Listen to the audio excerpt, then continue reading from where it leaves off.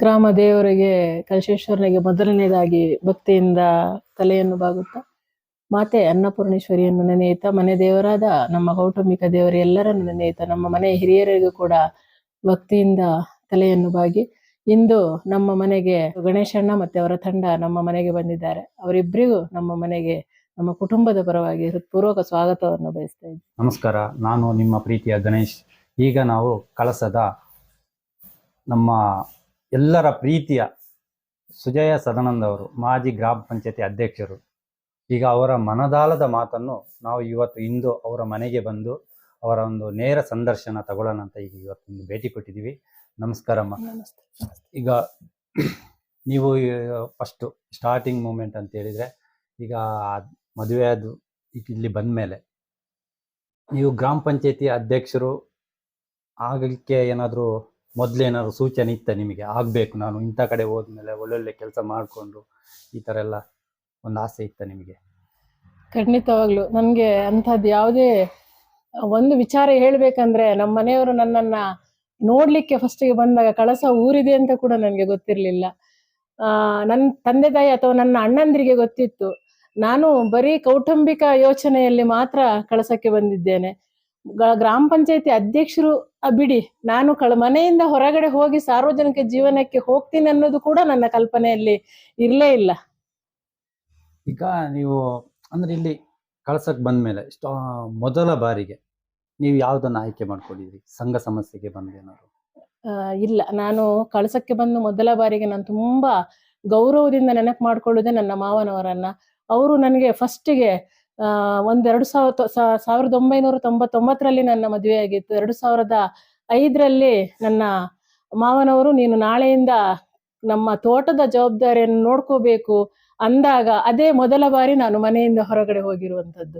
ಆಮೇಲೆ 2006ರಲ್ಲಿ CMSS ಹಾಸನದ ಒಂದು ಸಂಸ್ಥೆ ಕಳಸದಲ್ಲಿ ಸ್ವಸಹಾಯ ಸಂಘಗಳನ್ನು ಮಾಡ್ತಾ ಇರುವಾಗ ಅಲ್ಲಿಯ 1-2-3 ಮಹಿಳೆಯರು ನನ್ನ ಹತ್ರ ಬಂದು, ನೀವು ನಮ್ಮ ಸಂಘದಲ್ಲಿ ಒಂದ್ ಸ್ವಲ್ಪ ನಮಗೆ ಬರೆದು ಕೊಡ್ಲಿಕ್ಕೆ ಒಂಚೂರು ಸಹಾಯ ಮಾಡಿ ಅಂದಾಗ, ಆಗ ನಾನು ಮೊದಲ ಬಾರಿಗೆ ಒಂದು 4-5 ಮಹಿಳೆಯರ ಪರಿಚಯ ಆಯಿತು.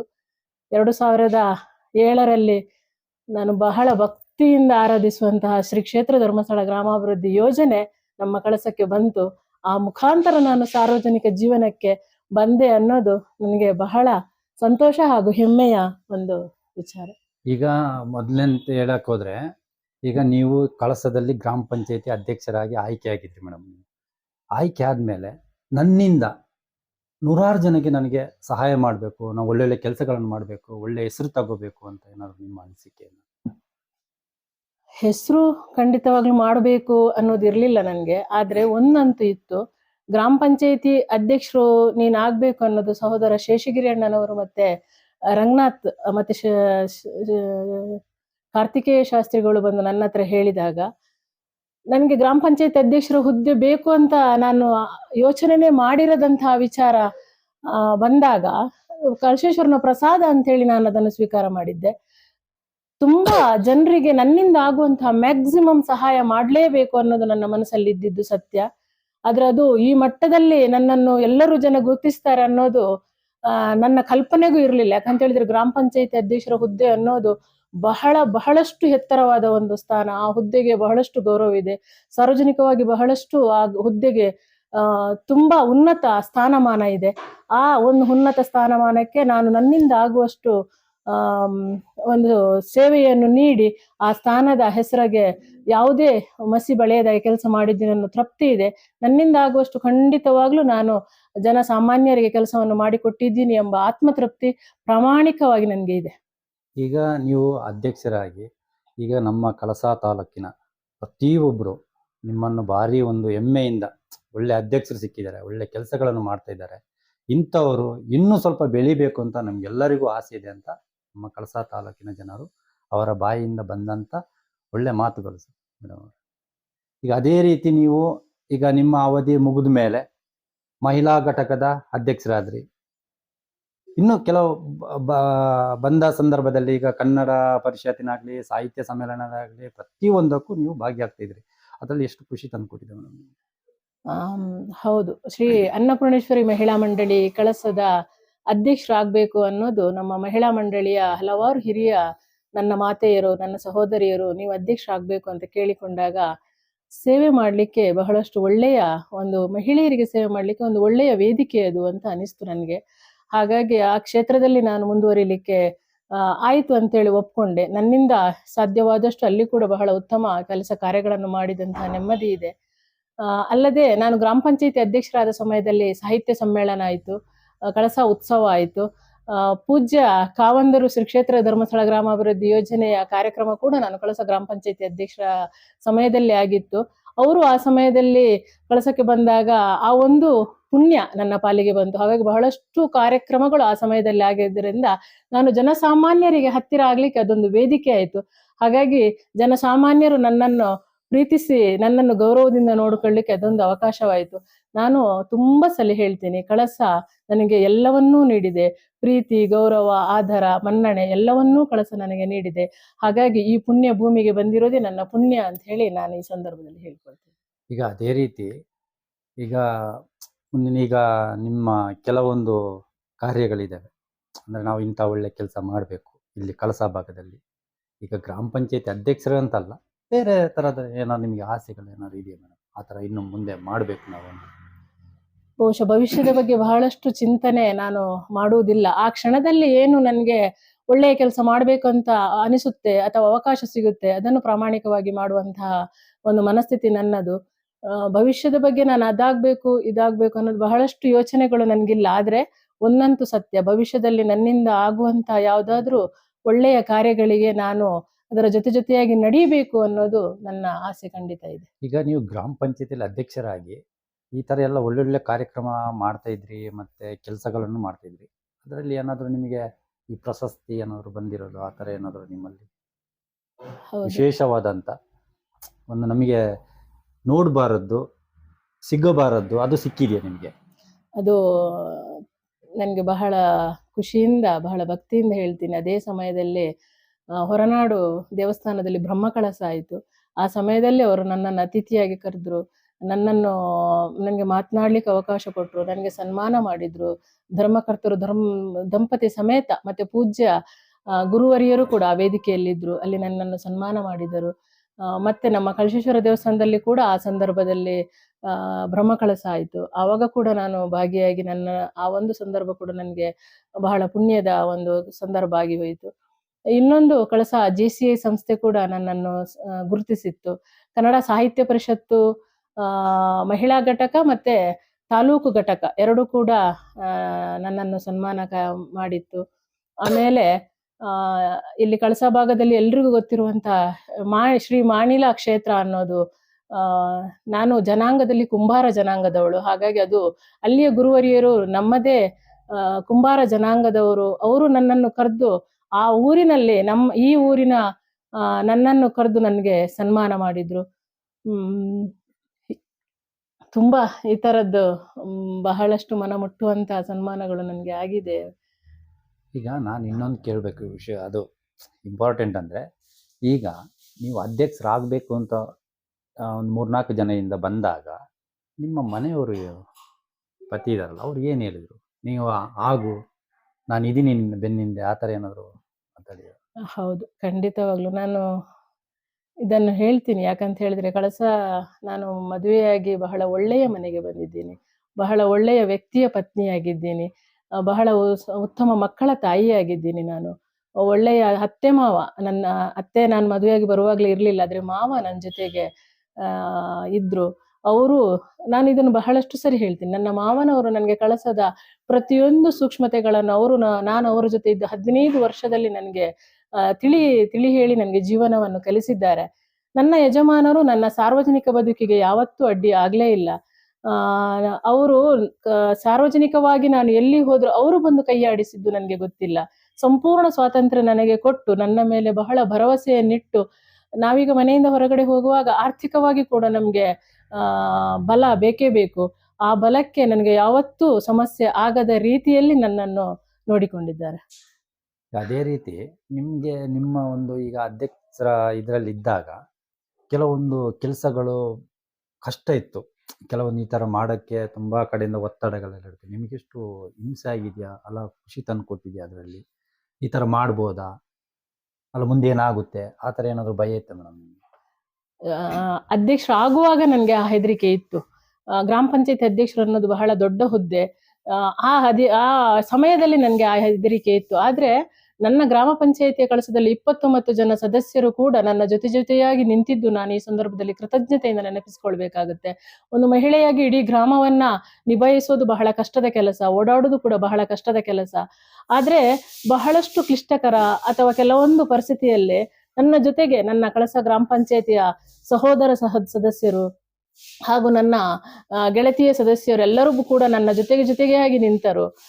ಹಾಗಾಗಿ ನನಗೆ ಯಾವುದೇ ಕ್ಲಿಷ್ಟಕರ ಪರಿಸ್ಥಿತಿಯನ್ನು ನಿಭಾಯಿಸುವುದು ಕಷ್ಟ ಆಗ್ಲಿಲ್ಲ. ಇನ್ನೊಂದು, ನಾನು ಬಹಳ ಖುಷಿಯಿಂದ ಹೇಳ್ತೀನಿ, ನನಗೆ ಪಕ್ಷಾತೀತವಾಗಿ ನನ್ನ ಸಹೋದರ ಸದಸ್ಯರು ನನ್ನ ಜೊತೆಗೆ ನನ್ನ ಬೆನ್ನೆಲುಬಾಗಿ ನಿಂತಿದ್ದು ನಾನು ಈ ಸಂದರ್ಭದಲ್ಲಿ ಕೃತಜ್ಞತೆಯಿಂದ ನೆನಪಿಸ್ಕೊಳ್ತಾ ಇದ್ದೀನಿ. ಈಗ ಅದೇ ರೀತಿ ಕಳಸದ ಜನರು ಏನ್ ಹೇಳ್ತಾರೆ ಅಂತ ಹೇಳಿದ್ರೆ ಮೇಡಮ್, ಈಗ ನಿಮ್ಮ ಈ ಇದು ಪಂಚಾಯತಿ ಅಧ್ಯಕ್ಷರ ಸ್ಥಾನಕ್ಕೆ ಮತ್ತೊಂದು ಚುನಾವಣೆ ಈ ತರ ಅಂದ್ರೆ ಆಯ್ಕೆ ಆಗ್ಬೇಕು ಅಂತ ಬಂದಾಗ 2ನೇ ಬಾರಿ ನೀವೇ ಆಗ್ಬೇಕು ಅಂತ ಒಂದು ಬಾರಿ ಕೆಲವ್ರದೊಂದು ಆಸೆ ಇತ್ತು. ಅದು ಕೆಲವರು ಒಂದು ಮಾಹಿತಿ ಪ್ರಕಾರ ನೀವೇ ಬೇಡ, ನನಗೆ ಸಾಕು, ಇನ್ಯಾರು ಇದ್ರೆ ಅವ್ರಿಗೆ ಕೊಟ್ಬಿಡಿ ಅಂತ ಒಂದು ಮಾತು ಬಂದಿತ್ತಂತೆ, ಹೌದಾ? ಖಂಡಿತವಾಗ್ಲೂ ಹೌದು. BCMA ಲೇಡಿ ಮತ್ತೆ ಬಂದಾಗ ನನಗೆ ತಕ್ಷಣವೇ ನನ್ನ ಅಲ್ಲಿದ್ದ ಸಹೋದರ ಸದಸ್ಯರು ಅಥವಾ ಮಹಿಳಾ ಸದಸ್ಯರು ನನಗೆ ಆಗ್ಲೇ ವಿಶ್ ಮಾಡಿದ್ರು, ನೀವೇ ಮುಂದುವರಿಯಿರಿ ಅಧ್ಯಕ್ಷೆ, ನಾವು ನಿಮ್ಗೆ ಸಪೋರ್ಟ್ ಇದ್ದೀವಿ ಅನ್ನೋದನ್ನ ಹೇಳಿದ್ರು. ಆದ್ರೆ ನನ್ಗೆ ಏನಿತ್ತಂದ್ರೆ 2.5 ವರ್ಷದ ಕಾಲ ನಾನು ಮಾಡಿದಂತಹ ತೃಪ್ತಿ ನನಗಿತ್ತು. ಬೇರೆ ಯಾರಿಗಾದ್ರೂ ಅವಕಾಶ ಕೊಡೋಣ ಅಂತ ಅನಿಸ್ತು. ಯಾಕಂತ ಹೇಳಿದ್ರೆ ಒಬ್ರೇ ಮಾಡೋದಕ್ಕಿಂತ ಇನ್ನೊಬ್ರು ಕೂಡ ಮಾಡಿದ್ರೆ ನನ್ಗಿಂತ ಸ್ವಲ್ಪ ಚೆನ್ನಾಗಿ ಅವರ ತಲೆಯಲ್ಲಿ ಸೇವೆ ಮಾಡುವಂತಹ ಯೋಚನೆ ಇರುತ್ತೆ, ಎಲ್ರಿಗೂ ಅವಕಾಶ ಕೊಡ್ಬೇಕು ಅನ್ನೋದು ನನ್ನ ಮನಸ್ಸಲ್ಲಿತ್ತು. ಹಾಗಾಗಿ ನನ್ನ ಪಕ್ಷದ ಹಿರಿಯರ ಹತ್ರ ನಾನು ಹೇಳಿದ್ದು ಹೌದು, ಯಾರಾದ್ರೂ ನಮ್ಮಲ್ಲಿ ಆಗೋರಿದ್ರೆ ಖಂಡಿತವಾಗ್ಲೂ ಅವರಿಗೆ ಅವಕಾಶ ಕೊಡೋಣ, ಯಾರು ಇಲ್ಲದಿದ್ದ ಪಕ್ಷದಲ್ಲಿ ಖಂಡಿತವಾಗ್ಲೂ ನಾನು ಮುಂದುವರಿತೇನೆ. ಆದ್ರೆ ಯಾರಾದ್ರೂ ಆಕಾಂಕ್ಷಿಗಳಿದ್ದರೆ, ನಾವು ಮಾಡ್ತೀವಿ ಅಂತ ಹೇಳಿ ಸೇವೆ ಮಾಡುವಂತಹ ಮನೋಭಾವದವರು ಇದ್ರೆ ಖಂಡಿತವಾಗ್ಲೂ ನಾನು ಬಿಟ್ಟು ಕೊಡ್ತೀನಿ, ಅವ್ರಾಗ್ಲಿ, ಅವರಿಗೆ ನಾನು ಯಾವತ್ತೂ ಸಪೋರ್ಟಿವ್ ಆಗಿ ಇರ್ತೀನಿ ಅಂತ ಹೇಳಿದ್ದು ಹೌದು. ಈಗ ಪ್ರೆಸೆಂಟ್ಲಿ ಆಗಿ ನಾವು ನಮ್ಮ ಕಿವಿಯಾರ ನಾವು ಬಂದಾಗ ಅದೊಂದು ಮಾತು ಬಂತು, ಸುಜಯ ಮೇಡಮ್ ಅವರು ಅಧ್ಯಕ್ಷರಾಗಿದ್ದಾಗ ಕೆಲವೊಂದು ಫೋನ್ ಕರೆ ಮಾಡಿದ್ರು ಸ್ಪಂದಿಸ್ತಾ ಇದ್ರು, ಈಗಿನವರು ನಮ್ಮ ಕೆಲವೊಂದು ಕೆಲಸಗಳಾಗಬೇಕಾದ್ರೆ ಅವ್ರ ಅಧ್ಯಕ್ಷರು ಇದಾರಾ ಇಲ್ವಾ ಅಂತ ಆ ಥರ ಒಂದು ಮಾಹಿತಿ ಬಂತು ಮೇಡಮ್. ನಿಮ್ಮ ಗಮನಕ್ಕೆ ಎಲ್ಲರೂ ಬಂದಿತ್ತ ಆ ಥರ, ಈ ಥರ ನೀವಿದ್ದಾಗ ಈ ಥರ ಇತ್ತು, ಈಗ ಹೊಸಬ್ರು ಬಂದ ಮೇಲೆ ಸ್ವಲ್ಪ ಕೆಲಸಗಳೆಲ್ಲ ಭಾರಿ ಡಿಲೇ ಆಗ್ತಿದೆ, ಲೇಟು ಆಗ್ತಿದೆ ಅಂತ ಏನಾದ್ರು? ಇಲ್ಲ ಇಲ್ಲ ಇಲ್ಲ, ನನ್ಗೆ ಯಾವತ್ತೂ ಆ ತರದ ಮಾತು ಖಂಡಿತವಾಗ್ಲೂ ಬರ್ಲಿಲ್ಲ.